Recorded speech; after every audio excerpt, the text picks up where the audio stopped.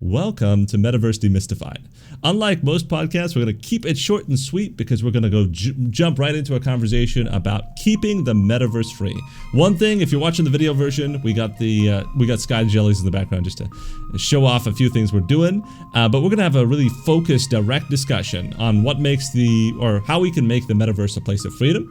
I'd like to begin by framing the discussion. Our goal here with the metaverse is, make sure that the metaverse becomes a place of freedom, and where freedom and human life takes center stage. There's two paths I see in my mind. The first path is one where you get to be with anyone, anywhere. You get to express yourself with a whole newfound freedom in a virtual world that you could never have in physical life.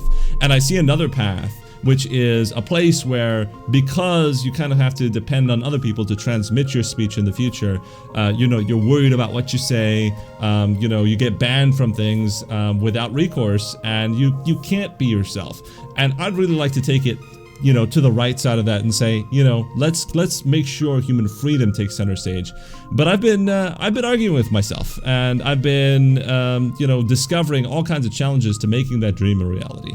And I have invited Tim. Tim Cotton has been the lead on Ultima Online. He's been with EA and Mythic for 20 plus years. Do you want to give just a mini introduction of yourself, Tim? You did a good job there. So I started out my career at EA as a game designer. I worked my way up as a lead designer on Ultima Online, which was like the granddaddy of MMORPGs, right?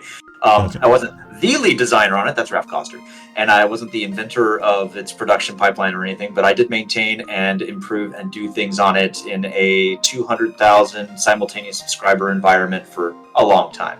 And then I went on and did other MMOs, startups, that sort of thing. I did enterprise blockchain. I recently started my own company doing probably the cutest virtual pet game that you will ever play that's not a scam and is actually fun to play. Cool. But for now, I'm all in on metaverse stuff, and I love talking about metaverse. I love trying to figure out how those lessons from 20 years ago apply to the metaverse of today. Absolutely. That's why I'm here. Yeah, and your passion bleeds through. One technical... 2-1. And we are back, and I'm talking to Royal O'Brien here also. Royal just jumped in here. We had some technical issues. Do you want to introduce yourself, Royal? Certainly. My name is Royal O'Brien. I am the General Manager of Digital Media and Games over the Linux Foundation, and I'm also the Executive Director of the Open Metaverse Foundation and the Open 3D Foundation. It's absolutely great to have you. One day I got to pick your brain about Open 3D. I've been meaning to do that so badly. But I'd love to just jump you in. So basically, we're gonna have a super focused discussion on how to create human freedom in the metaverse. The goal is we want a metaverse where people feel free to be themselves without any fear. And I'm just gonna lay aside all controversial issues right away, just to get that out of the way. Whether you believe in crypto or not, we at P1 a little bit skeptical of this stuff, but let's just leave that all of the way. We need to right now brainstorm any and every means of creating human freedom in the metaverse. And I always leave aside ethical issues when I brainstorm. That's because you want to be free in your mind, and then you want to hone down onto what's practical and then what's ethical. That's how I think of it, at least. And so we're going to leave, we'll put that in that context, and then we'll set things up this way. The reason I'm calling on you guys for some help is because I've been arguing with myself about creating freedom in virtual worlds, and I'm finding that there's going to be a lot of very large-scale challenges. And I'd love to lay down some of those challenges and get your thoughts. I know it's super easy to present the problems, but hopefully together we can brainstorm solutions after we look at the problems and put the problems into focus. So I have my very first problem here, and that there is no precedent for an open source social networking solution used by ordinary consumers. So would you agree with that statement? I wouldn't. Nah, that's not true. Tell us. I mean, obviously Diaspora was a good attempt at it. It was a good stab. Didn't mean it was a good product, but it was an open source social networking solution that was meant for every person. Mastodon's actually harder to use than Diaspora was. Interesting. I haven't been able to get into Mastodon. I never get approved by whatever, so I haven't figured that out yet. It's on my to-do list. That's You just said the that's thing. what actually makes it interesting, because when you say the term for the everyday user, if you have a hard time getting into it, like a lot of crypto-based games, which are very hard because you have to teach people how to get into a wallet and anything, I would not consider that to be a mainstream open source social network thing for the common user, because the common user can't actually get into it because the entry to barrier is too high. And is that I know I'm gonna get pushed back on this one, but is that baked into the problem? Like, is that baked into open source or not? No. Okay. I agree. No, not baked in. There's even a solution for the Web3 thing. There's ways in crypto and math to do this counterfactually. It can be done. Too much attention has been on immediate ROI rather than building communities properly. So we have here, let me write it down. ROI is the problem. Let's see. Let's break that down. I said immediate ROI. Immediate ROI. Okay. Yeah. Immediate ROI. So let's break that down. Why do you think immediate ROI is the problem? All right. Royal's probably going to jump in here too, but like, if you are forcing yourself to monetize immediately as you build a product, and that's pretty much what the initial play to earn idea was. Yep. All you're doing is biasing the player base to evangelize themselves and the product so that they can get a quick return and cash out, right? You're not building a community, you're building missionaries. And as a former person who's been a missionary before, I know how this works. I can speak from experience. Gotcha.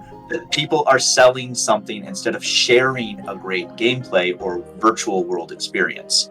That's the problem with having to immediately monetize. But great marketing is the solution to all things, is it not? No. And here's the thing. When you're talking about ROI, the chances of you getting ROI and mass scaling at the same time are usually slim to none, because unless you've built the most impeccable system that was already built, which that can handle scale and return on investment at the same time, which you most likely have to iterate through, that's not going to happen. So if you try to, it's like a startup. Where you put everything in your backpack and you jump off the cliff and that you hope that you get the whole thing assembled before you hit the ground.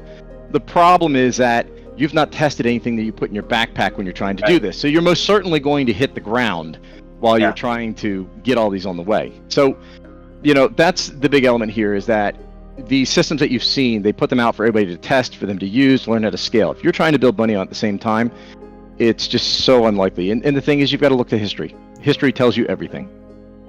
Tell us a little bit about that history.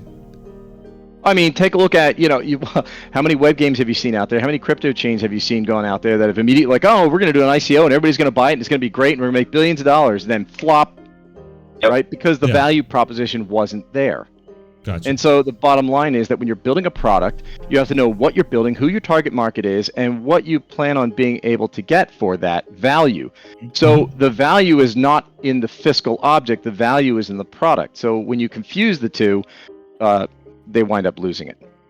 Yeah, so, look at Twitter, right? Look at Twitter, and it managed to build up a huge scaling architecture to handle hundreds of millions of users, trillions upon trillions of messages, and yet was barely profitable. And their monetization method was kind of embarrassing a billionaire until he bought it, right? Yeah. That's an amazing system there, where you actually have to build something that has a community before it gets to that value, right? Yeah, I'm with Royal on that one. Let me write this down. I need 3 words. I'm writing this down for my notes. I'm writing down 3 words. What are they? What's the big problem with that immediate ROI? It's just the wrong focus, or? No, you need to understand the value of the product. You can't build revenue on a product that's not clearly defined. It's like, I'm going to sell you this jelly sandwich, but it's not really a sandwich, and I don't know what jelly's in it. Okay, so understand the product before monetizing it, and can we dive down onto why understanding the product before monetizing it is so important?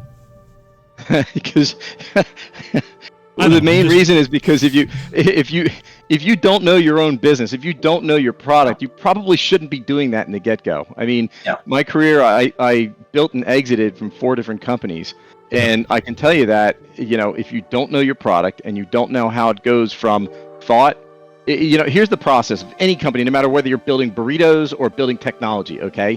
Yep. It basically goes thought, raw materials, product, sales, profit. If you can't walk that entire chain from start to finish in what you're doing, please don't get in business. Go work for someone, because you most certainly will be wasting a lot of money. But is it necessary to say? I'm playing the other side here. Is it necessary to say that if you monetize first, you're less likely to succeed with the product? Yeah, because you don't even know the value of your own product. You don't know you don't know the potential of what it is. I think Bunny had a great comment, which was, it sounds like planting a seed, getting mad it isn't a plant the next day. And you're right, because it doesn't happen that way. There are fluke unicorns that happen, but it's like lightning striking, and people don't like to really do that. And, let's put it this way: investors would probably rather go buy a lottery ticket than thinking they're going to strike lightning with you and your crazy idea that's not been well thought out of. And that's why we build business plans.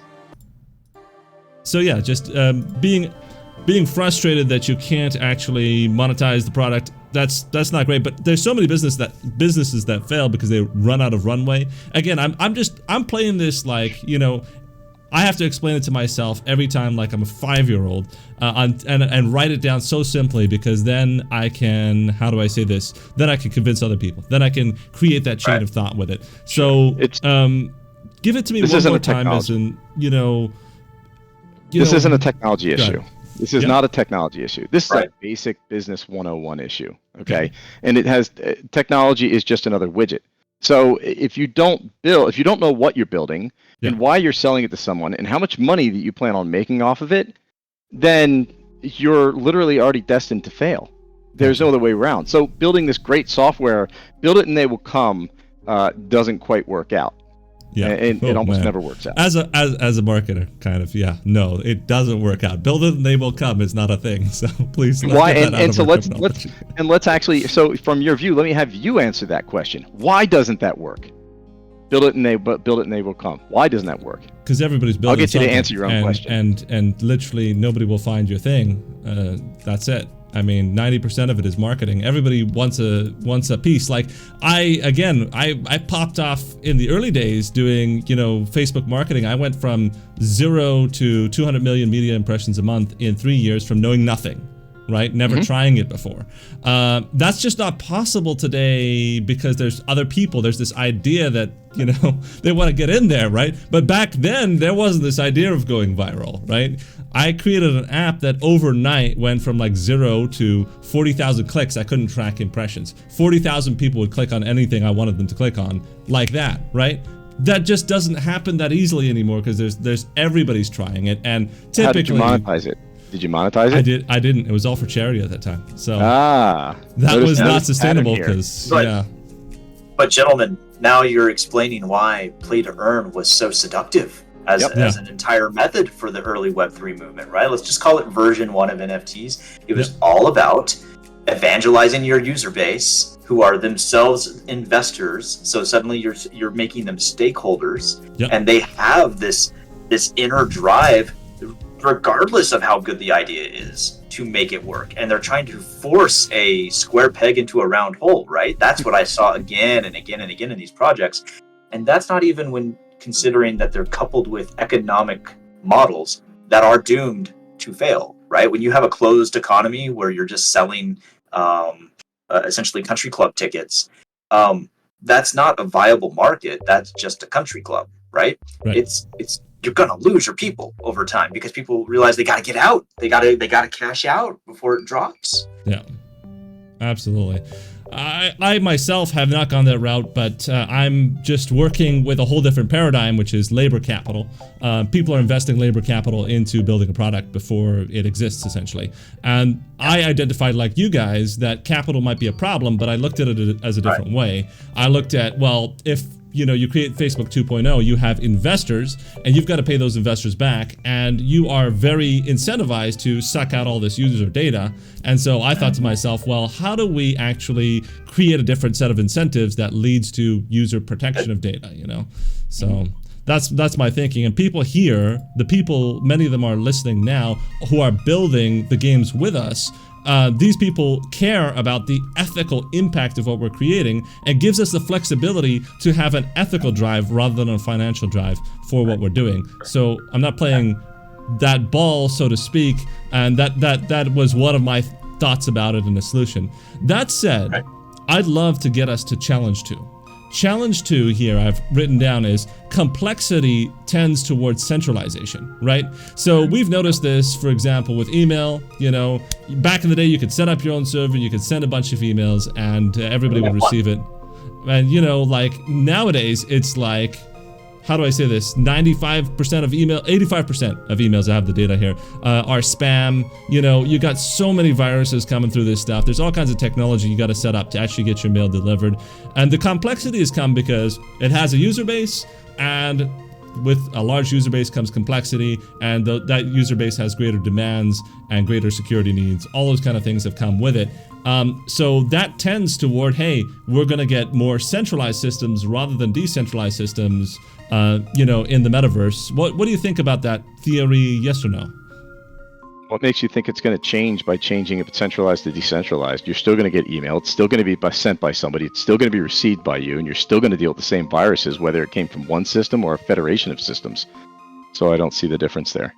Well, it's just been taken over by, you know, the Gmails and the Yahoos of this world have kind of taken over the process to kind of make it smoother. So we're not, how do I say this, installing our own spam filters like you do when you have your own email service. You would install your own third-party service to watch your spam, you know, and so forth. Yeah. That's not worked out so well so far from last I checked. Yeah. Right. It's the same problem. So, centralized or decentralized is the same problem. Tell me about that, Tim. No, you guys are saying it. I mean, like, a lot of things turn out to not be necessarily technical architectural issues as much as they turn out to be human social contract issues or behavioral issues, right? I mean, like, some of the things you're talking about, we're retreading the ground that MMOs first broke, right? Even MUDs first broke. We're talking about, freedom of expression in the metaverse. What does that look like? Well, ask Ultima Online. Sure, ask Star Wars Galaxies. Ask for Arcadia, right? I mean, like, all of these people were dealing with this before anyone ever, like, started getting on 4chan in Habbo Hotel, right? and doing raids. These issues have existed for, like, 20 or 30 years. And the mitigations have often not been decentralized solutions. They have most often been central authoritative issues, because complexity leads to desire for convenience, right? Even consider BitTorrent, right? The fastest way and cheapest way for a company to deliver its patches, you know, in some ways for a while was all about, let's put it on BitTorrent and let people use a BitTorrent client to pull it down into their system. But who's releasing the client, right? That wasn't a decentralized process. That's, again, a central authority. So now we're seeing the same thing in crypto. Like, cool, we have these awesome things like the Ethereum network, but we're still gatekeeping everything, right? We still have Infura, we still have MetaMask, we still have all these things that are centrally authoritative.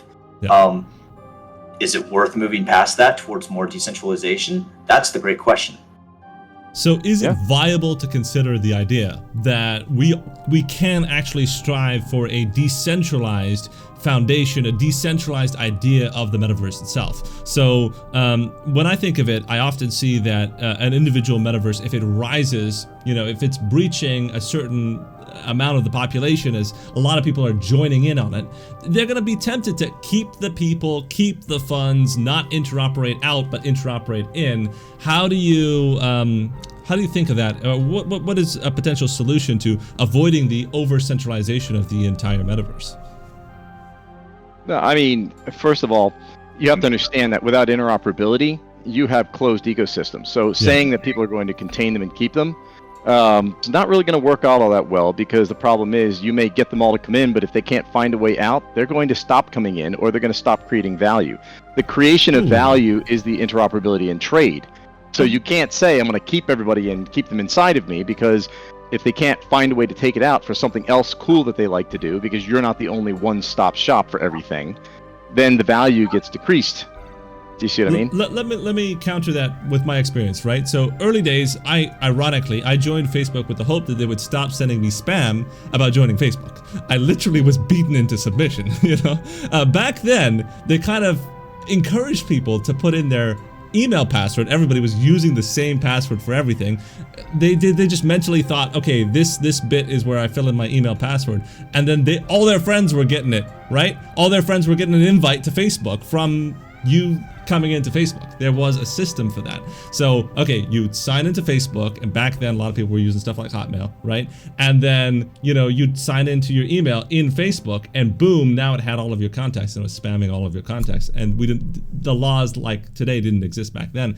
You were spammed into oblivion, right? If you didn't join Facebook, and then you were spammed more. But the point is, they interoperated with a decentralized system with email to get everybody in. But nobody got their profiles out of Facebook. People weren't exporting, from Facebook to TikTok. Are we going to see the same thing in the metaverse?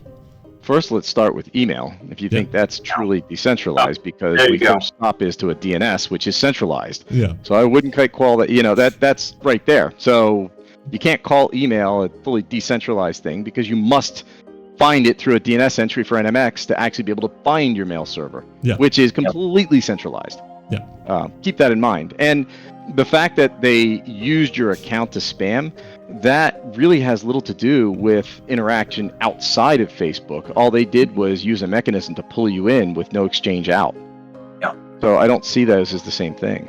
No, but are we going to see that same thing duplicate in the metaverse, where you have somewhat decentralized systems, whether they're perfectly decentralized or not, allowing people in, and then that system not allowing people out, so to speak? You know what I'm saying? Interop in, but not interop out.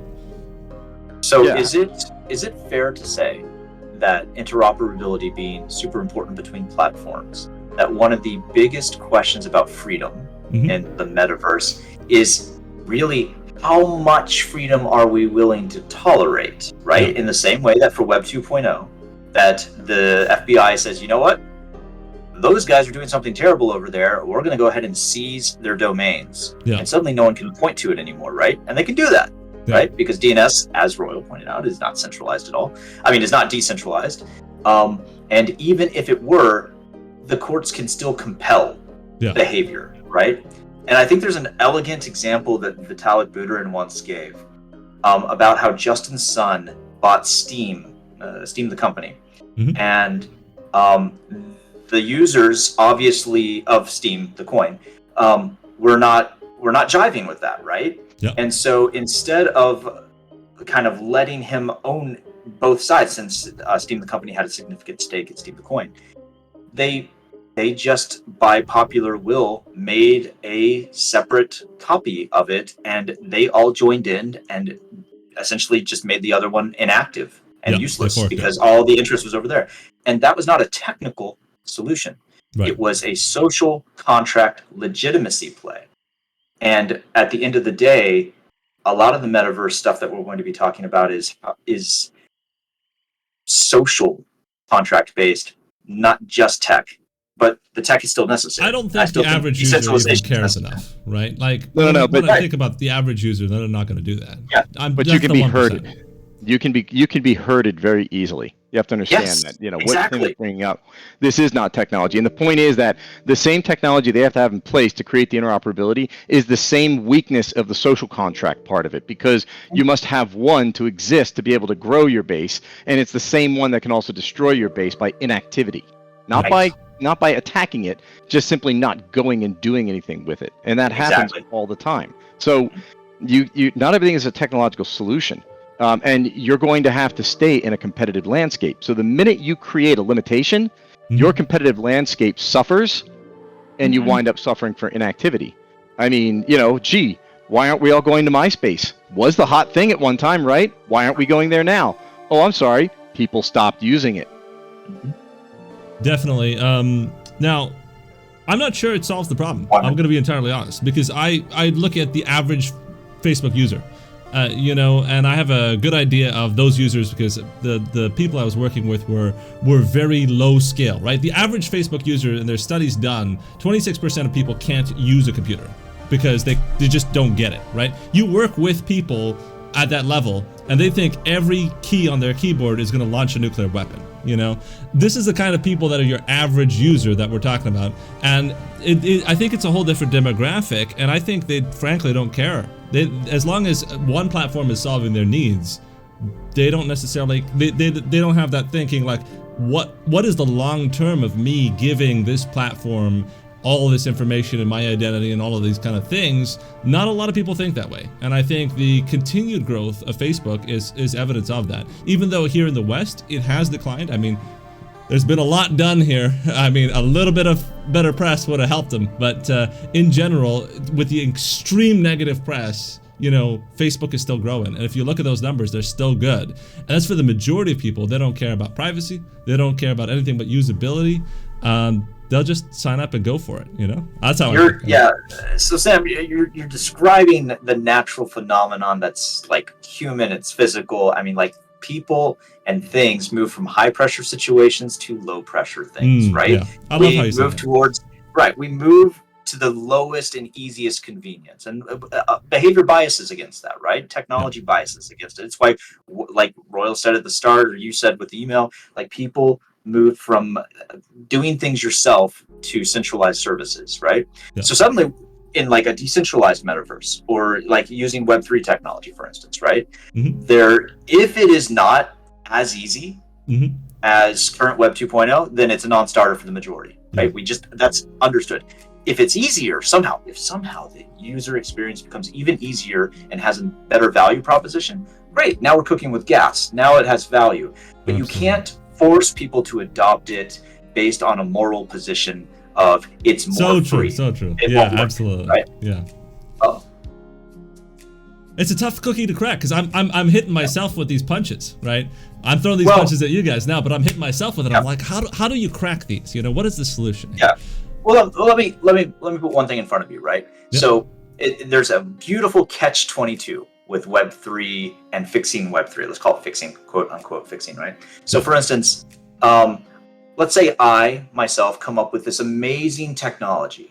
It's a math crypto system that can, I don't know, leverage our old lessons on MMOs and instantiate a blockchain-less, like no blockchain needed, NFT, that somehow you can prove later that you made this thing, and when you on-chain it later, like there's a relationship there, like a counterfactual relationship. And that means that you can play with it, you can modify it, you can like level it up like a role-playing game and all this sort of jazz, right? Let's just assume it's like something like I'm actually doing for a game. And then you go on to Ethereum later and you say, hey, by the way, here's the entire proof chain for this, right? And you present this to someone. You say, hey, look, we've solved the problem for Web 3. You can absolutely just start playing right now for Web 2. And the first reaction, what you guys do. Well, sure, but the first reaction will be, then why do we need Web 3? And then conversely, from the other people, I'm curious for your stuff. Do you have that? Sure, I do. I that's one of my core patents. But but more importantly, then you talk to the Web 2 you talk to the Web 3 people and they say, then why did you need the Web 2 side, right? They're chicken egging each other. They're like, I don't understand why I would need to do this if my audience is already Web 3. And the Web 2 is like, I don't understand why I would need Web 3 in the future, right? So suddenly you don't just have a problem of solving the technology, you have the solving of showing value of why you would want to be able to interact with a decentralized computational network, right? Like Ethereum. That's a different pitch than just, oh, cool, look, I solved something. Yeah. Roy, I'd love to know your thoughts. I mean, you guys kind of jumped around a little bit on that, kind of going back and forth. Yeah, we did. So let's kind of recenter the target real quick, and I'll answer it. Let me throw in a pitch here. Just throwing out an idea. You know, I forgot what it is. I should have looked it up beforehand. But that version of open source that forces you to open source the rest of what you do when you open source something. It was kind of controversial, but something like that where there's some requirement. If you're going to take advantage of everything that's in the decentralized metaverse, you've got to play ball. You can't just hoard it to yourself.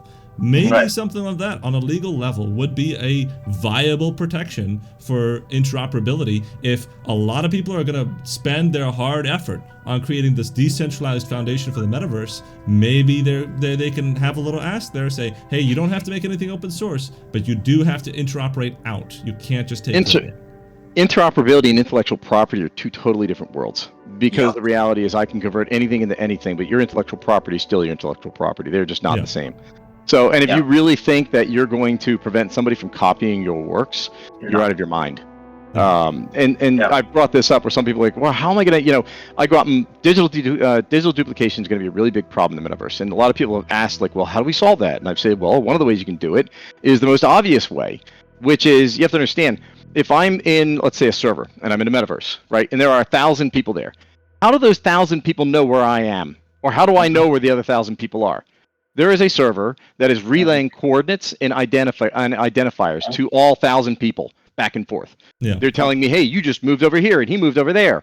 And it also says you put on these pair of Nike shoes. Yeah. And if the Nike shoes that you put on are not authentic, as a server, you have the ability of not ever sending that Nike ID shoe identity out. And if you don't, great.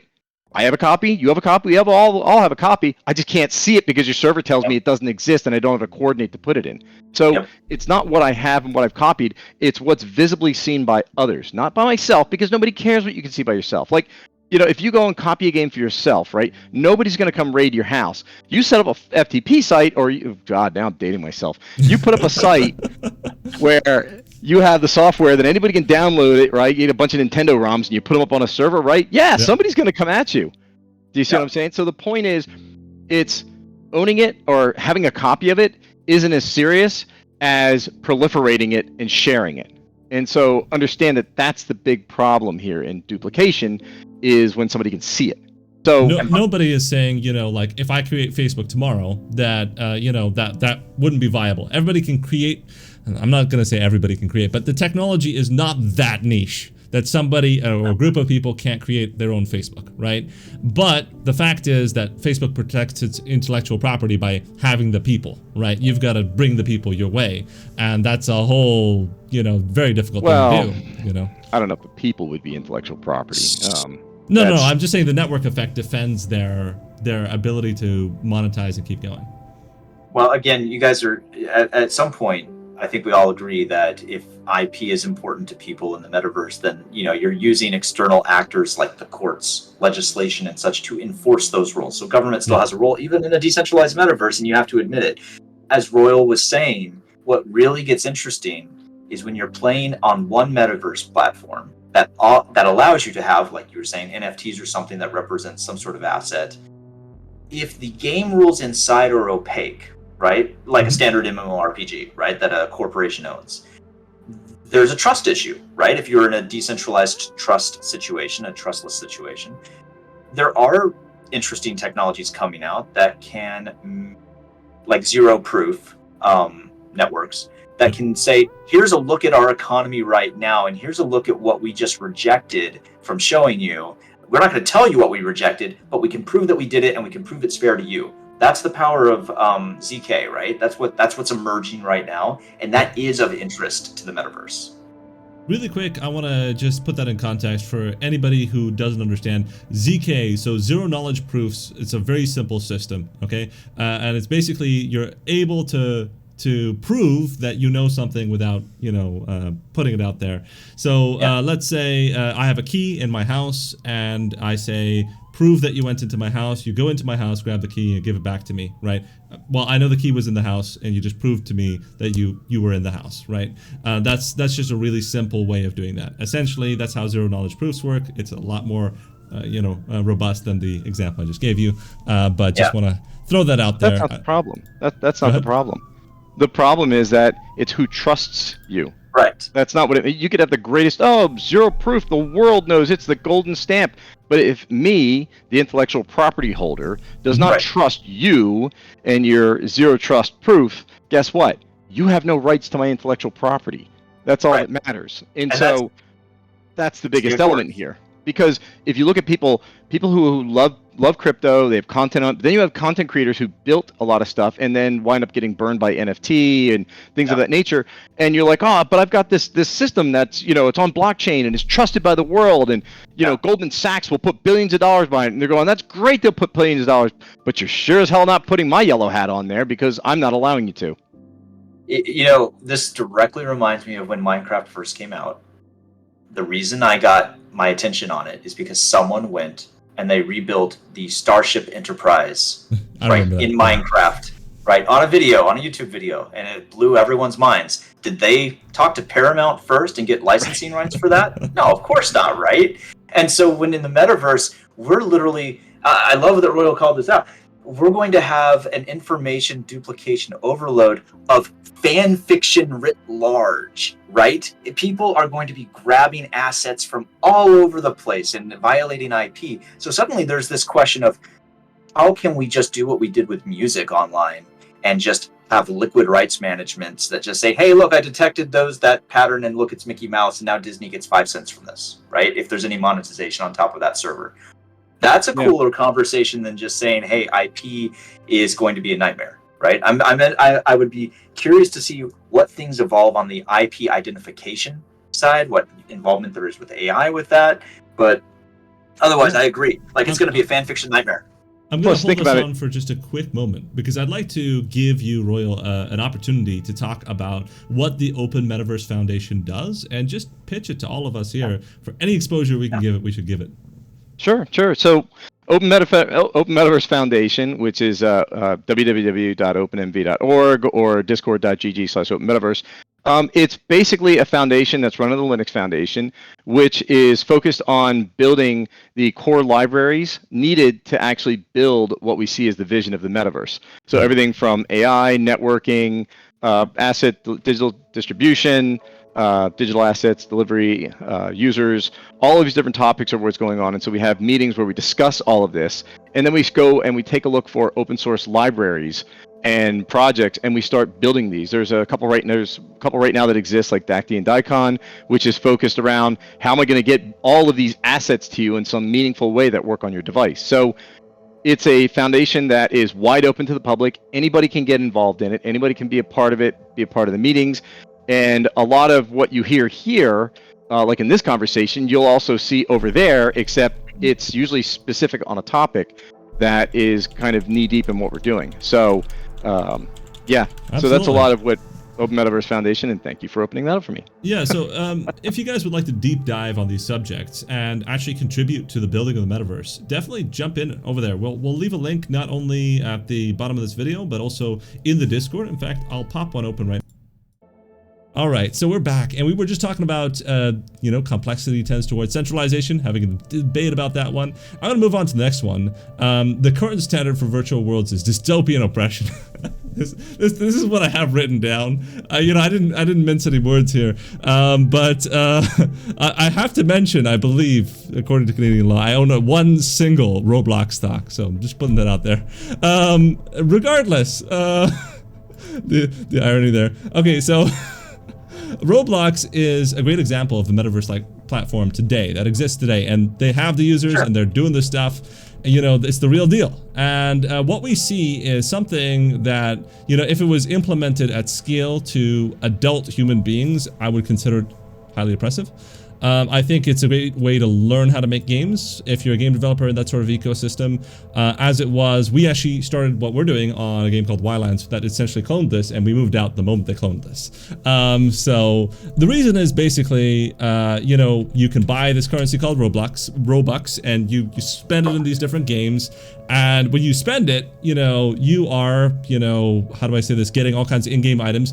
And all of this is made by the game devs in Roblox, right? So let's say I'm a game dev, I make a game, you spend money in my game, but do I get that money? That's the question, right? Not really. In reality, not really. The reason is there's a couple things going on, and this is, conjecture, this is my opinion, but first of all, you have to advertise your game. Right? Roblox is a huge ecosystem. You're not just automatically going to rise to the top. You got to spend Robux to advertise your game. So you're actually probably going negative in the hole to get the potential of an upside, right? And then when you try to exit with that currency, there's a steep fee. I estimated about 72%, fee to get your money out of Roblox. So that's huge, right? And I'll depend on stats from Creator Core. I believe they were mentioning a 70% exit, but there's also a thing here where you have to buy a subscription to Roblox Premium in order to exit. There's a lot going on there. It's not as straightforward as you would think it would be, but the point is, we have this example of a virtual world that tons of people are using. It's massively successful, and it's also, you implement that sort of thing at a large scale, and you can see the problem we could have with a centralized virtual world if, like I believe, virtual worlds will become a part of reality and not just an optional extra to play a game at the end of the day. You know, what are you guys' thoughts on potential to avoid this, or do you guys agree with my assessment? And if not, why? And if yes, how do we avoid the problem? I mean, let's first start out. If you're calling it a metaverse, Roblox is a massively multiplayer social interactive game. It's not a metaverse because it only in other words, so tell me, how many different Roblox clients can you play with? Can you play the browser version of Roblox client? Can you play the, ColecoVision version of Roblox client?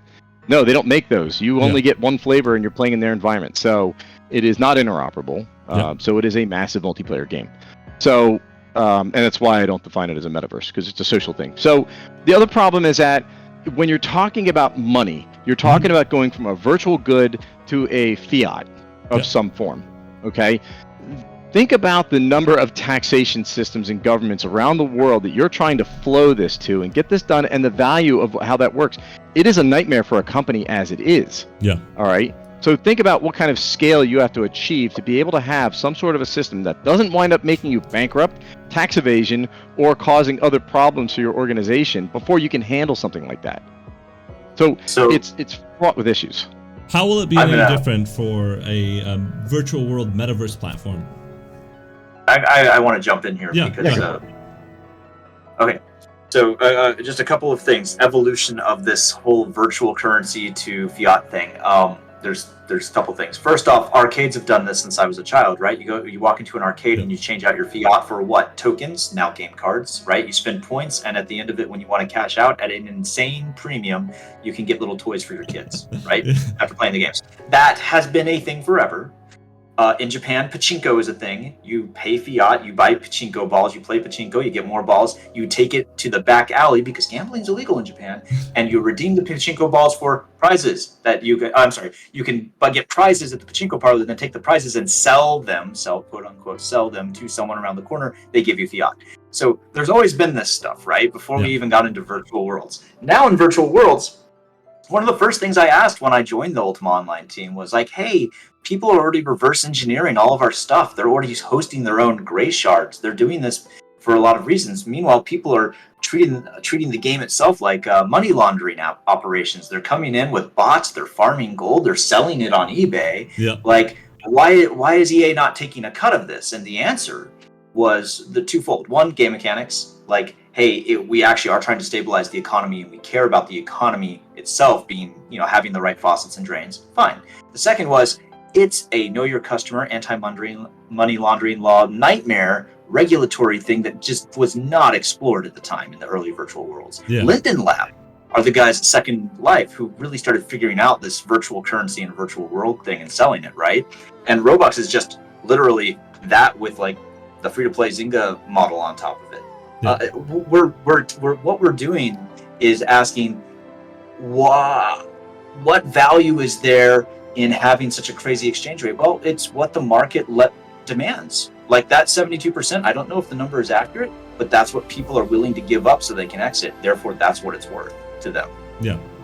But, my concern has always been virtual worlds. If a virtual world becomes as valuable to us as physical existence, I'm talking years and years from now, how do we make sure that the human, the individual takes center stage in that space, What can we do?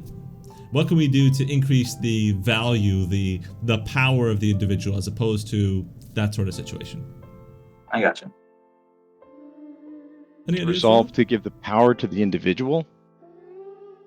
Just resolve it? What do you mean? Or are you asking me the question? I'm trying to clarify your question. Gotcha. Basically, we want people to be able to stand up and have more of a say. right? Because I'll give more examples, but if we're in a virtual world where we can be banned without even knowing why we're banned and be disconnected from friends and family, if it means something to us beyond just, a place of entertainment to go at the end of the day, if it's our primary means of connection with others, which I'm sure Roblox was at some point for kids during the whole COVID pandemic, if it means something to us beyond just, the regular virtual world, how do we make sure that virtual world is free? How do we empower the individual to take center stage? Right. Can I just give you one issue that needs to be addressed? Definitely. The CEO of EVE Online, at CCP, Hilmar Peterson, he just he just did an interview about this kind of stuff. And, one of the number one threats to that is agency stacking. It's what we call agency stacking.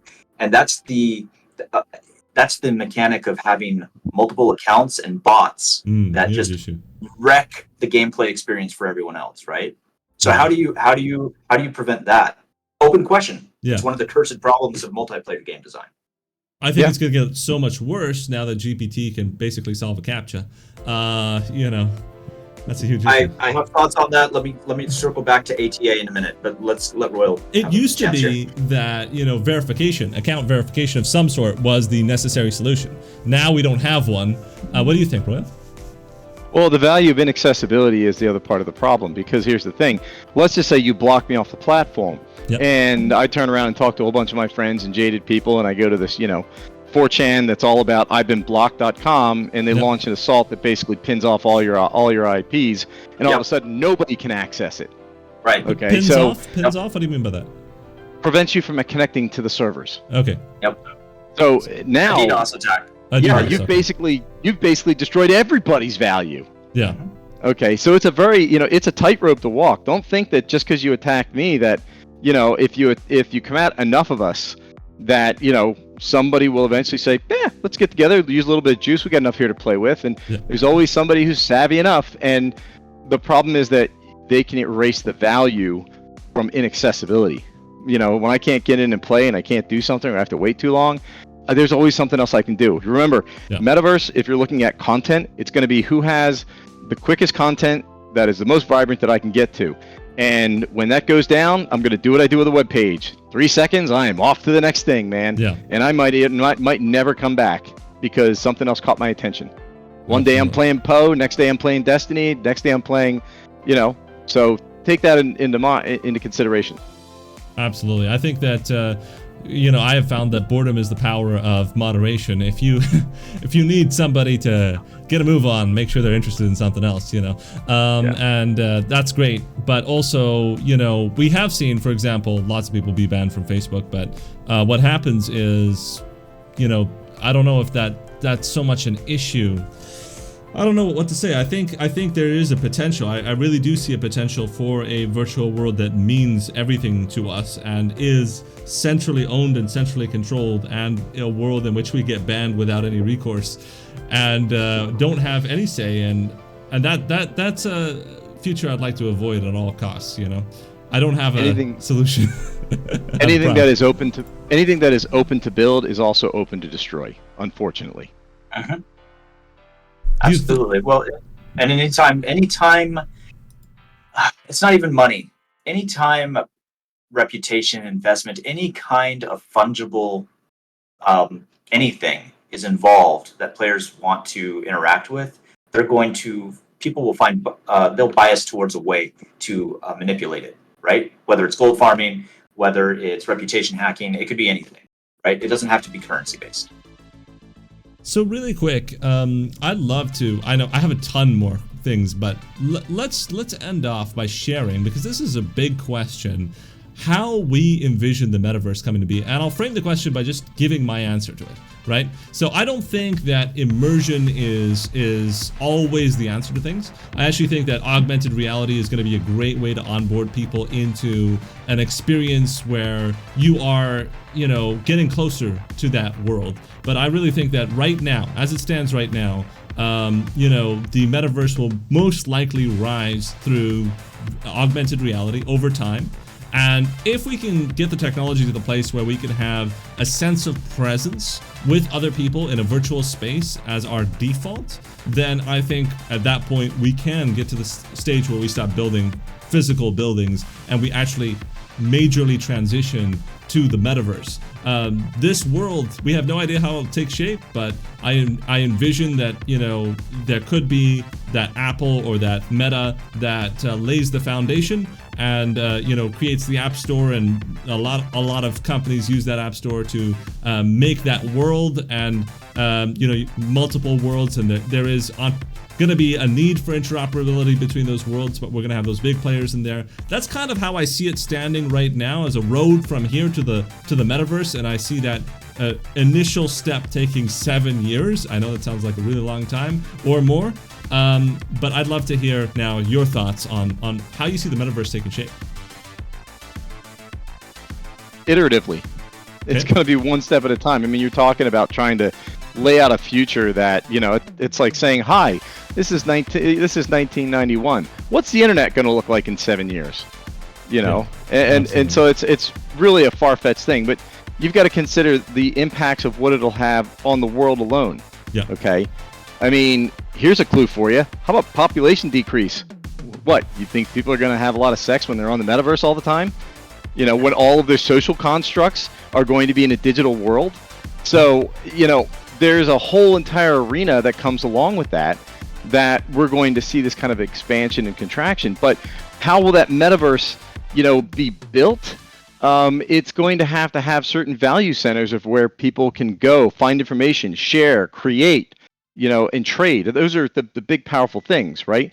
Yeah. And as long as that's there, then expression comes into play. But it's so much more complex because there are there's a certain percentage of the equation that we're actually removing, which is the human element. Yeah. Being face to face, and yes, it'll be virtual, but running into people and things like that, it's going to be a very interesting construct. And will it be in 7 years? I mean, you don't know when the killer app finds its way that kicks people off. I mean, you know, 3D was amazing, but it took games to get it to really do something. It wasn't like, you know, so yeah, that's like, what's a crystal ball look like? That's a super it's vague. a tough one, isn't it? Yeah. I appreciate the sentiment because it's going to be the same way we've seen the other disruptive technologies come out, right? There's iteration after iteration, and then you called it. There's going to be a killer app that demonstrates and it's not going to just be one killer app. It's going to be two killer apps, two pieces of the metaverse that are meaningfully connected to each other, and the players care enough to move between the two and show the metaverse in action. When that gestalt thing happens, okay, that's great. I think AI is going to play a huge role in the design and maintenance of that. I think even over the last couple of weeks, the rapid evolution of ChatGPT into autonomous task agenting with work like AutoGPT and Yohei Nakajima's stuff is going to push boundaries that we didn't know we had, right? I think we're going to see more. And here's my pitch for you guys, right? The singularity is actually kind of softly involved with the metaverse. I know this sounds crazy, but the AI singularity. This is why we bring you on, Tim. This is why we bring you on. I know, because I got the crazy idea. My final crazy idea for it is that we have this idea in a book about the AI singularity, that machines will begin designing more machines, that AIs will start designing more AIs, and the AIs will be slightly iteratively better each time, right? Until finally the things bootstrap themselves up into sentience, then super post-human sentience, and then they're like, well, why do we even need humans anymore? Blah, blah, blah. Singularity. Right now, even with the technology that I've just seen happen, as I'm playing with autonomous task agents, where I can write a programming harness for ChatGPT to write its own prompts, to refine its own results, and do additional research and synthesize the research, and then give me answers, and then do live queries on Google, and then integrate that knowledge and have it keep doing that until it arrives at what I want, or live in a continuous loop like a person in Westworld. We can do this. We're prototyping it right now. It's happening. Humans are now part of the singularity. We're just the inefficient wetware that's improving each generation of AI, and eventually will be replaced. While we're doing that, we're going to be entertaining ourselves and wanting the metaverse, right? So there's this weird relationship between AI and the metaverse, and it's like that drifting target. Consider one other thing, Tim, is that you're actually trying to keep in mind that AI is going to be interested in us, but the reality is that with the fact that it will simply outgrow us and the knowledge base, we become really nothing of concern. Oh yeah, no, hey, scale. There's no reason to. There's no reason to interact. It's essentially the plot of the movie Her. Yes, I'm with you. Exactly. I'm with you on that. I actually exactly believe that. I believe that they're just going to be like, oh, our creators were so cute, and move on, right? But in the meantime, we're going to see ourselves as like this weird wetware singularity, making AI better so that we can make the next AI generation better, and so on and so forth, until we've accidentally, we just made a self-writing metaverse world, and look, it just made a brother world, and now they're talking to each other and players want to play. It could happen, right? There's my weird pitch for you. That's my weird there's my crystal ball. We have 2 questions here from the audience. I finally was able to get to apologize for you guys for the weird ways I had to get around all these problems. I apologize. But we have 2 great ones, and I'd love to take them both on at the same time because they're very related. What about hacking and cheating programs? What is their effect on the metaverse? And speaking of GPT, does AI have a role in Web3? And if so, what role does it have? I'll play with that one. That's all right. So hacking and cheating. I mean, come on, that's always going to be there. Even if you're server authoritative, I can still do screen grabs and all that stuff. It's been around forever today. So that's going to be there. As for AI, what role will it play? AI is going to be the reality of the competitive edge, because you're going to go into a world and you're going to check it out and it's amazing, and you'll kind of get bored of it after a while. But when AI starts literally reshifting the landscape because you've looked around at different places, or when it rearranges things for you, it creates entire environments as you move around on the fly and reshapes everything you do. When it is a better friend, or you want to go talk to one of the characters from Lord of the Rings, that's AI, that's read the whole thing and knows how to act like, Bilbo or anyone else. AI is going to have a major piece of that. It's going to be how you understand business. It's going to understand how you understand trends. It will be in everything, in anything and everything, because the problem is that what it can show and empower is greater. And then if you add in the automation piece, I mean, let's face it, it's like right now people try to use ChatGPT to do Google. Like, hey, ChatGPT, how do I make $1 million? But you're using it wrong. Hey, ChatGPT, go make me $1 million is what the reality is when you apply automation to the AI of the future. And the first ones that can do it will be the ones that are going to be grabbing. So you're talking about a grab for infinite landscape and eyeballs and how you will shuffle them, and AI will be the weapon of choice. Man, and it is a rapidly evolving field. I mean, like literally last night, just to follow up what Royal said. I had a friend who was talking about the military documents leak, right? And they were talking about how it revealed that we have troops in Central Africa all of a sudden, and people are like, "Oh, why do we have that?" And it's like, okay, just forecasting. Ask an ATA version, an autonomous task agent version. Design me a stock strategy assuming a future conflict in the next 3 years in Central Africa, and it pops out. By the way, here's the leaps and the hedges that you want to make on lithium. And I'm like, holy cow! This thing actually is not cognition, but it's able to synthesize what I wanted by doing additional subtasking, and we're already there. We can already do that. I can already speed up my own thinking and design 10 times. Now imagine when it's doing it itself and doing worlds like Royal said. I want that. I want to be there. I want OMF to be leading the technology on this so that it's free and open, right? There's my plug for OMF. I want this to be an actual system where one corporation does not own all this. It should be open for everyone. The epiphany of how somebody does something miraculous that becomes genius and makes them $1 billion will no longer be their epiphany. It'll be the epiphany of of AI that actually showed it to them by them asking the right question. So it won't be who's the smartest person, but who knows how to ask the best questions. Awesome. All right, so I'll answer in the way that way that comes to my mind. So about the hacking and cheating, I think it's going to be prevalent. I think we're going to have an arms race, AI versus AI detecting the cheating, and AI, which is really going well right now. Right now, the war right now stands as the cheaters are absolutely winning and dominating. So I think the numbers are something like 20% of people in these games are cheating, in FPS games, something like that. It's a huge number, and they're doing it remotely, and they're doing it without the need for something on your computer to do it.